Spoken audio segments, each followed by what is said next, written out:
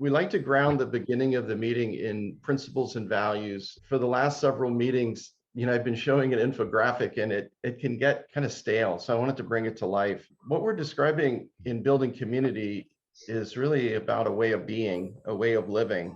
And as many of you know, I spent 5 months in Sri Lanka working with the Sarvodaya movement, which is really the world's largest values-based community network. And we were building a lot of food systems. And one of the things I was involved with was helping to build a food banking network in Sri Lanka. I was sitting with Dr. Ariyaratne, who's the founder of the movement. He's 90. I was trying to figure out how is it possible to scale a network like he did, starting in the early 60s, to involve millions of people. What came to me, and I wanted to share because it's relevant to whether you're building a neighbor network, whether it's on your street, neighborhood, or whether you're building a larger food system network in your bioregion. So as I was looking at Dr. Ari, what comes to mind is the word spaciousness.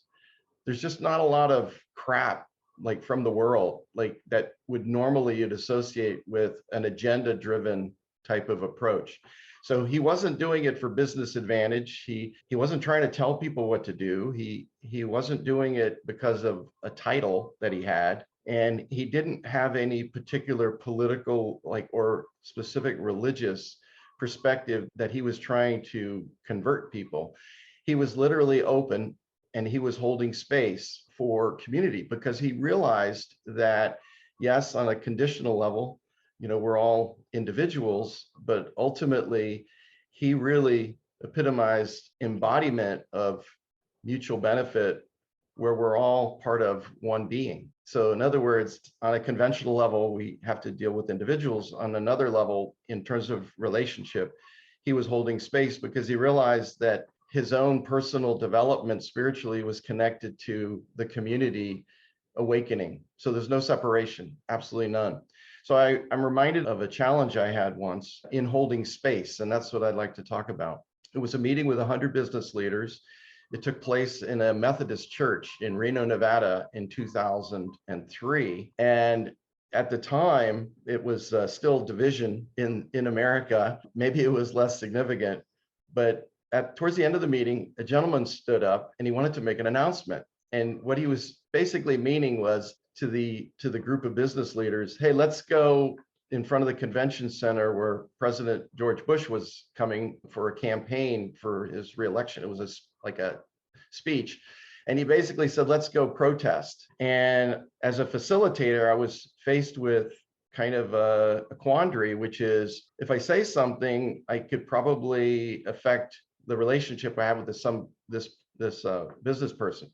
So I decided to say something. So I effectively, what I said was, I'm really glad that you have passion for, your political point of view, but your point of view doesn't have any place here because we're talking about strengthening our local economy. And this has to be a safe space for Democrats and Republicans because it's not about politics. This space is about humanity and strengthening our local economic system. So holding space, whether you're building a network on a street, neighborhood, or in the community as a whole, it's beyond your likes and dislikes. It has nothing to do with what you personally feel in terms of any of your opinions politically or your religious opinions. It's literally holding space.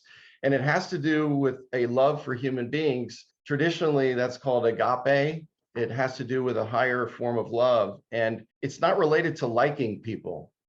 Every day I have situations where, sometimes I'm just not liking people. I have business conflicts. Even currently, I'm having conflict with, a client, but that's not the point. It's how we respond to it. It's calmly, especially when we're facing a challenge or a difficulty. It's patience. So back to these different virtues or values, and it's being of service without complaining. These are really important to remember as we're engaged in practical activities, not just because this is a good thing to do. It's also, according to the success of Dr. Ari, it's a success strategy. Being like this is not only good for us and makes us feel better, it makes us more effective. We can work better with other people. We are more encouraging with other people, and we're all lifted up together. I guess that's the holding space is the principle. Thank you for letting me share. Thank you, Richard.